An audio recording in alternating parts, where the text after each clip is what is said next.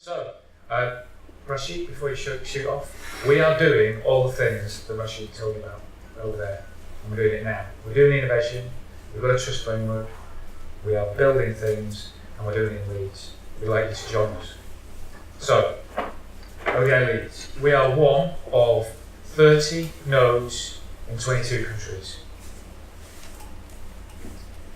The ODI is the Open Data Institute. Check it out online. It's Tim Berners-Lee's idea, funded by some money from government.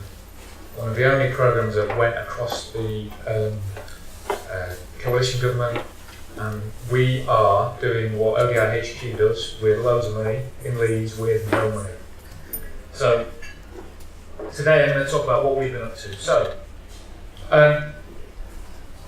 knowledge for everyone.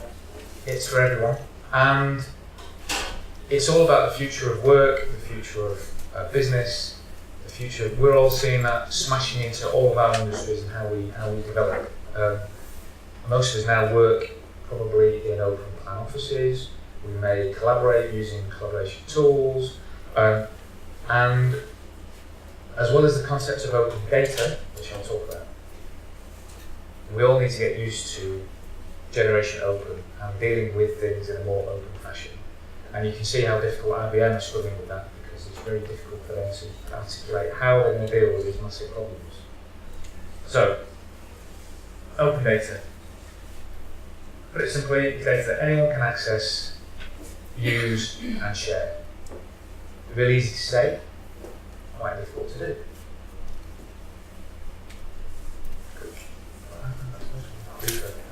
So what? So we've got some open data, what we're going to do about it. We've got our technology shaping all our lives, changing everything. What's it going to mean? So in the budget, their quote is, you want to create a dynamic, open, enterprising economy, supported by long-term investment in skills, science and infrastructure. Sounds like something I can get behind, I guess.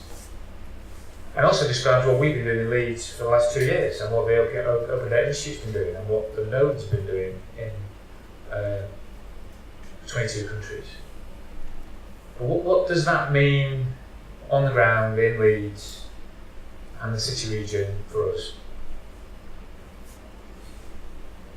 I'm going to introduce another concept now. So this is the so what. Remember the so what concept. So generation open. So now we're dealing with people who expect information like that. People expect to know more about you and your business and services, and they want to know more. So Generation Open is me, is my mum. You know, they want transparency. They distrust Facebook. I never get my mum on Facebook. But she wants to know about savings rates, and she wants to know about, and she expects to know when things happen that there's transparency. And my kids, you're not found them on Facebook either. You know, they might be on Snapchat, they might be on Hulu, they might be on something else. But they expect to know more and have access to information and be transparent. So, what we're seeing in terms of open data, and we'll remember the so what, this is still in the so what setting the scene issue. We've got, at the political level, people have already decided. So all of the major economies, the UN, the World Bank, have set out their open data policies and what they're going to do about open data. And for open data, read open in its broadest sense. Come on. Cities. So, cities want to drive efficiency, innovation, economic growth. They want to see their cities grow, the rapid urbanisation. We can go on and on and on. You can list many of the smart city drivers, but they need data to do that, and they need open innovation, and they need an open policy. Now in Leeds, we're lucky in that we've got people who get it and have been at the forefront of doing that. So the Leeds data mill, and I think the Calderdale data thing works will be launched today. Is that Tom? Goes live today. So in this part of the world, we are leading in terms of open data and making data available. So we should celebrate that. Business, if you read many of the business publications, there is either a 7 trillion or 10 trillion, or whatever it is, opportunity around open data. Just a big number. And then when we look at this is the bit I'm really interested in. So, innovators, social innovators, individuals. So, startups are starting to create jobs. The ODI itself has got its own startup program. We're seeing startups come to us and start to use and build services and products based on open data. But it's also the open innovation and open culture of those. They collaborate, they share, they give it away because they know they're going to get it back. Really different way of doing business than maybe someone described before me. Social.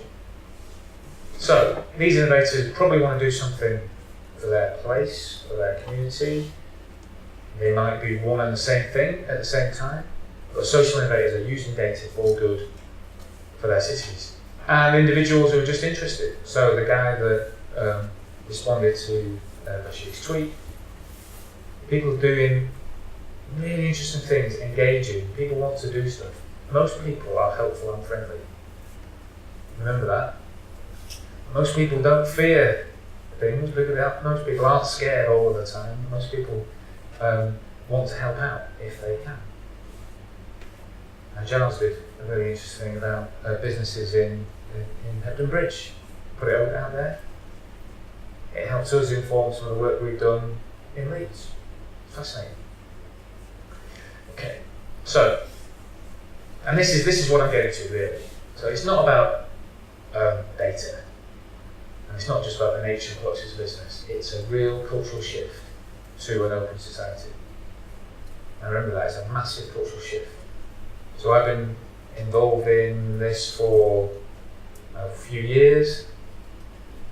Every week there's something new coming through our doors at ODI Leeds. Every week there's something new in terms of a challenge.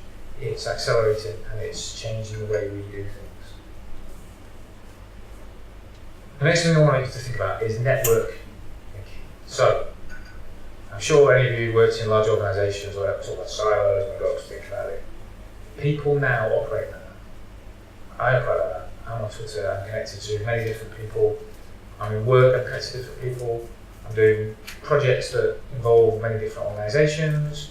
I expect to be able to talk to my friends in a conversation that is not how it used to be. And that's where we are now. So network thinking, if we just move on there, is how people start to operate. And we all, if you analyse it, if you can look at the, we could go into complexity theory of how networks emerge and manage. But when we go to talk about ODI Leeds, I'll explain how we've done that. And how people, when you have a problem, if you put it out to the network, you get a much more resilient answer to that problem. So rather than one person solving it, a network solves the problem. Rather than one person looking at a problem, a network manages that problem. If you've got a problem in that network, the network shifts to solve that issue or builds a structure to support that problem or challenge that we have. Build networks, you're much stronger. Build networks, you're much more resilient. Build networks, you have a long-term plan. And if you just go back to that point, I'm just going to get off the data. So it's a great quote from Tim O'Reilly. Yeah, I need to get a little quote here. Yeah. Data is eating the world. So maybe an era where data is more important than software. So the things we know are more important than the platforms we use to operate. And we're all creating data all the time. I'm a sheep nation now. But there are problems about that. How do we own it? How do we make value out of that? And it's quite interesting. In Leeds, we've actually got some problems. So the global CTO of IBM couldn't answer the question about trust. Think about that. One of the world's largest technology companies couldn't answer a problem and answer a question about trust. We're thinking about it. In Leeds, we've got an answer. I'll tell you about it in a second. So, if you look up the data spectrum, under the ODI, it'll help you understand how data infrastructure is positioned. Now, there's a whole day lecture we could talk about the data spectrum, but one end you've got open. So our bus timetable, pretty sure that's open data. Closed data, GCHQ's data, pretty sure that's closed. And in between you've got a whole spectrum of data, obviously. And your personal finance, that's quite interesting. And that's shared. I might be able to turn off now. There we go, so as soon as we talk about that. Well, that's quite interesting. But maybe I want to share that data if it's all good. At the end. But have a look at that. Have a look online for the data spectrum and how we can understand that. Because once we understand it, we can start communicating it and we can start talking about trust. So this is the interesting bit now. So suddenly we have people and people's eyes light up. Oh, it's more interesting now. We're not talking about stuff. So this is ODI Leeds. So network thinking, generation open. So what? The way you solve problems is sharing them. The way you solve problems is building a community around it. The way you solve problems is to find good people, identify a challenge, and try and fix it. So ODI Leeds, based in 2,500 square foot of loft in the middle of Leeds. We are for the city region. Calderdale were one of our founding partners, and we're really grateful for them, and they get it as well. So these are pictures of things that have happened and are happening at ODI Leeds. Our sponsors: Leeds, Bradford, Calderdale Council, West Yorkshire Combined Authority, Arup, KPMG, Bloom Agency, who we're talking about on the University of Leeds, who just signed up this week, and BJSS, the biggest software company you've never heard of, 500 people in Leeds, 300 in London, built the NHS spine for about a tenth of the price that Accenture were building it. But what we've got there is a really nice balance of public and private. People bought into the journey we were on, and they've all got something in it. But not, those organisations probably wouldn't have come together in other contexts. So there's something there, isn't there? There's something there people want to come together. And then once you get people together and you have a challenge, people start to, okay, what can we do with this? What have we got? So for an organisation that employs nobody, has very little money, we've done some really cool stuff. And the really interesting one that's not up here, which I'll mention, is our Data Mutual as well. So, the Data Mill, those guys are based at ODI Leeds. They are the open data portal for Leeds City Region. For Leeds City Council, they shared all their information with Calderdale. Tom, who's here, has helped Calderdale build their data platform, so all the learning has been shared. Leeds Empties, project to bring more empty homes into use in Leeds. And there's a whole load of beneficial outputs from that, where homes brought into good use, council tax goes up, empty homes bonus for the council, better social fabric for where the empty homes are. Bus Start in the middle is a Tom Ford project, which we'll talk about later on, connecting transport to jobs. Leeds Art Crawl on the bottom left. Where is the public art in Leeds? I don't know. Half-used database, not updated, was in place. Now we've got a map where people, if you hashtag art crawl, turn on location searches, tweet, people know where the public art is, but also what people think is art as well, which is another interesting question to answer. And then we've got three in the top right here, which is some of the really interesting stuff. So all of the people, the sponsors and others around it, we were asking questions about our city.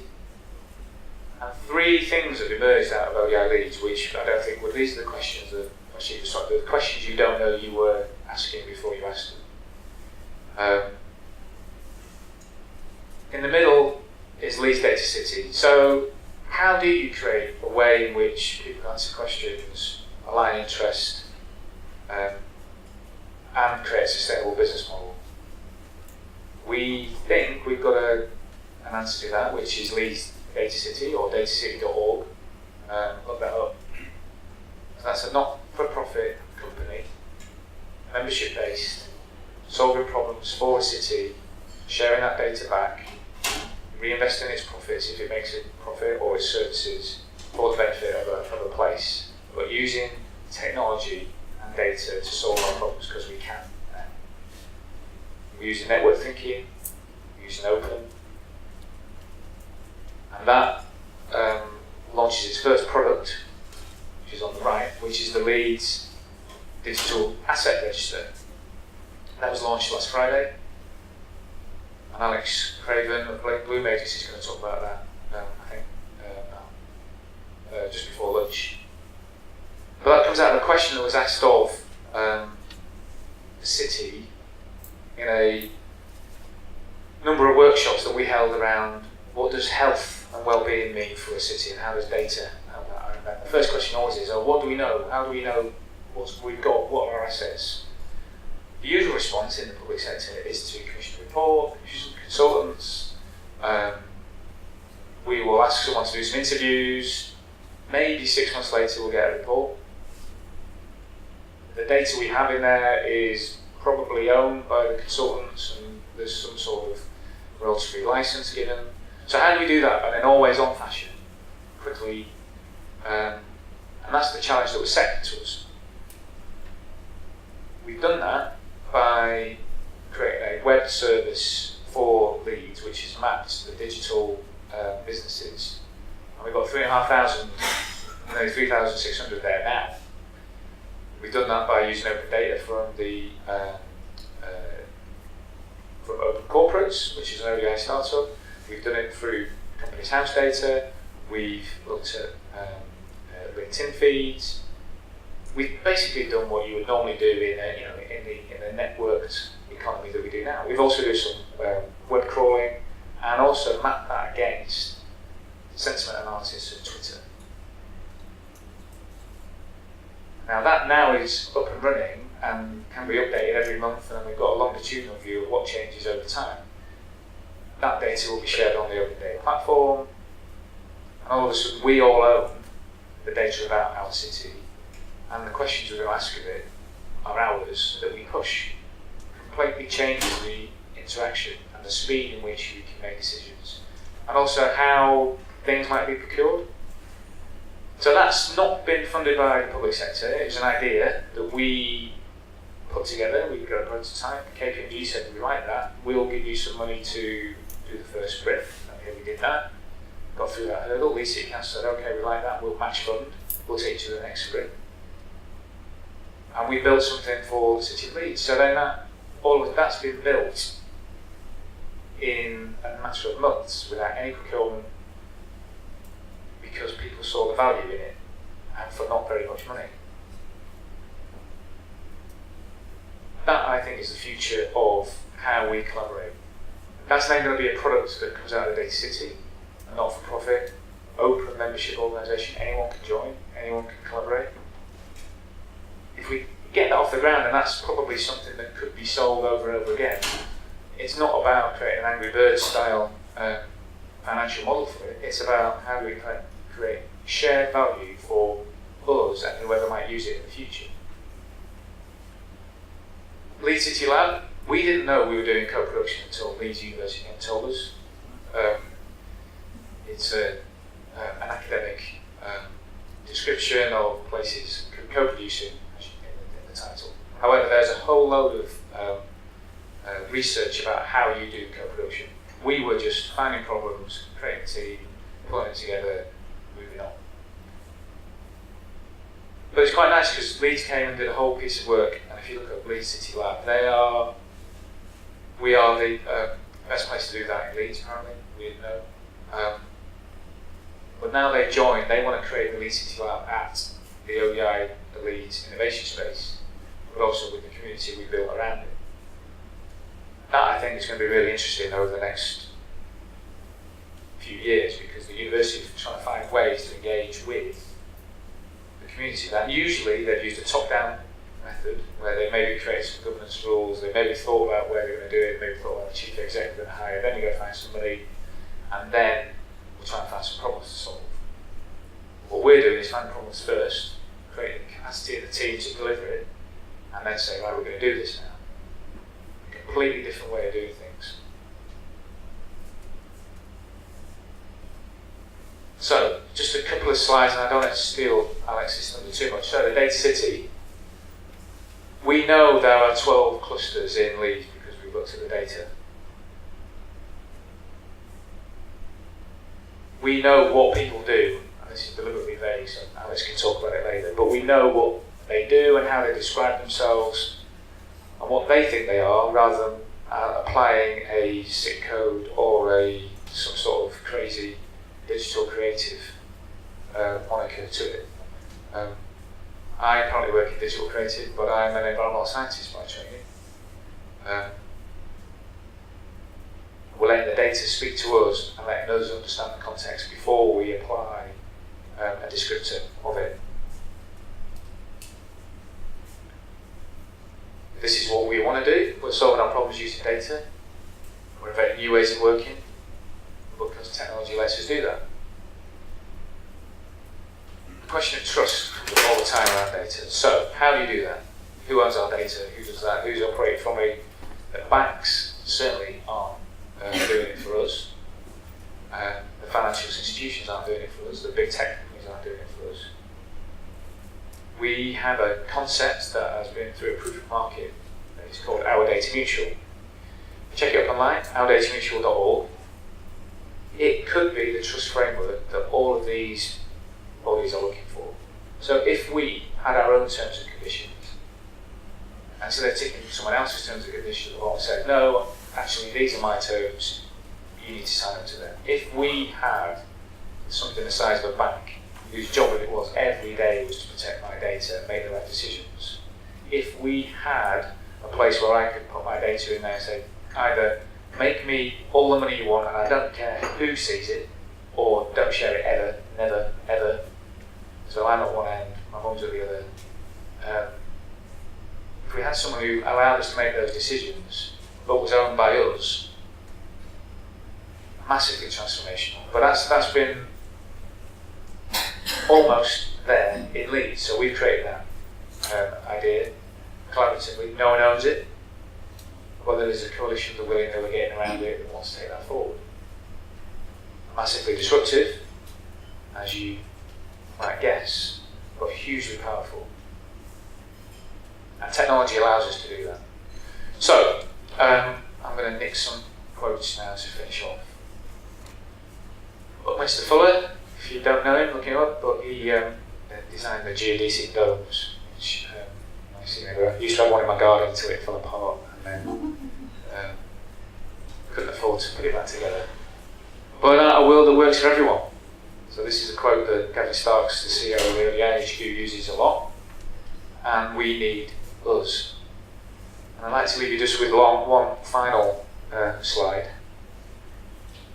But let's have a load of fun doing it. Be as ambitious as the civic entrepreneurs of the Industrial Revolution. But let's not be described as them. There's one thing I'm sick of, is being called gritty, being called northern. I've never worked in an industrial revolution business, but I have walked around the buildings that they built, and they were seriously ambitious. Welcome, Alex. So I'll leave you with that. Let's not let people use the lazy stereotypes about the north, but let's be as ambitious as those northern entrepreneurs that built all the things that we're really proud of. Thank you.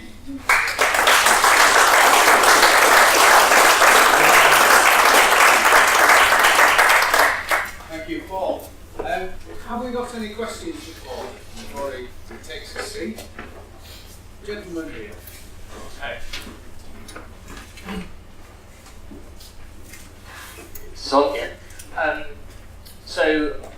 sounds a utopian kind of future, and I do like the sort of the underpinning openness. I think this is great.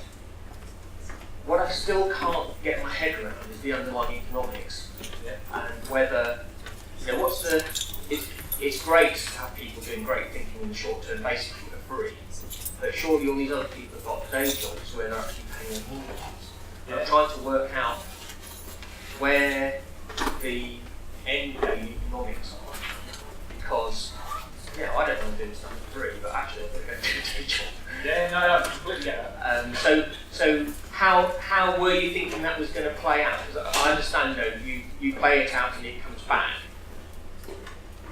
What's the data that shows that's going to happen? Okay, so the more you put in, the more you get out in this world. We're talking about it. So our business model is we have sponsorship, we have membership, we do events, we do projects. So we do projects, get paid. We have a business model that is starting to work for us.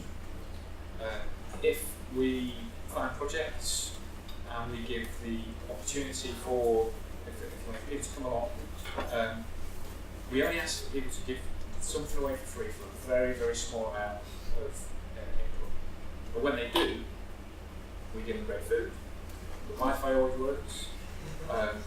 You might get a therapeutic massage during one of our events. We might take you out for a drink. We might get a drink. So we look after you, and there's a value exchange there. If something is created, you want to take it forward, we will help you find that. So in terms of some of the events we've done for West Yorkshire Combined Authority on Cycling, there was a £5,000 paid to build a prototype of Yorkshire Water are paying people to go on there, hackathon, which is probably where you are, they're going to pay them to deliver that piece of work. We are very commercial. If, for example, we find for especially cities, they want to create efficiency and effectiveness, mainly in their services. They are facing many cuts to their services. If we can help them use data to deliver better services, there's a value exchange there, and we expect to be paid. And we expect people to work for us to be paid at market rates. Not really changing that. If we create a product with people, we'll share the IP and we'll share, we'll build that. I'm not going to be ashamed of that either. We don't do much for free, but we know what our value is. And what we say to our sponsors and everyone gets involved, you'll get out what you put in. We get quite a few lurkers who want something for nothing. We route them. So does that answer your question? Not really, no, because I still can't. I don't get the fundamental economics of it. So you could say, well, we're a consulting company. You could just say that, and it would be the same. You just have a specialty, and you sell your services. Yeah. It sounds a little, and I'm new here, so I apologise, but it all sounds a little kind of, you get grants and sponsorship as opposed to the... So there's two things here. There's the business model for us, Yeah. and there's the business model for Open. Right. Yeah. So there's two things here. We'll talk about that later. But there are many examples of businesses using open data to create value. So there's the one that comes to mind, my favourite is Climate Corporation. So that uses open weather data. Originally they were trying to sell a service to optimise services to farmers around their fertilisation and their growing plants. What they quickly realised was actually they needed to sell an insurance-based service for people on their growth yields. That went for nearly £1 billion to Monsanto last year, or the year before. So they created a service using open data. So the business models for open data are there. There are many out of the Open Data Institute. Their poster child is Open Corporates, if you check them out. So there is a business model for open data creating products and services. Our business model is for our sponsors, they see value in what we do. They want to learn, they want to create value, The public sector need to access efficiency and effectiveness. The private sector want to create new services, new products. They want to learn as well, but they want to do it in the open and they want to collaborate. So for them, we are providing them with a service. So all of our things we do have a business model. The cultural shift, and I think what you're struggling with there, is if you can't define the thing that you want someone to buy, it's very difficult to have a value exchange. If you at the start of the journey align your interests and you say, well, we're going to go over there, we're going to share that value, but we're going to look after each other during that journey, that then becomes the way in which we're going to create our structures. But we've all got rents to pay, we've all got mortgages to pay, I've got kids to feed, so we've got to make sure that we don't make any daft decisions, and we're not based on funding, and we're not based on things that might run out in the future. We definitely haven't hired a big salary chief exec and a shiny front door to start with. So we usually start with techniques and methods to bootstrap our way. But we're very ambitious as well. If we get the data mutual off the ground, that could be huge. Not just for the economy of Leeds and the city region, but internationally, globally. So that's when people get really interested and want to get involved with money and funding for us. Thank you. Okay, thank you.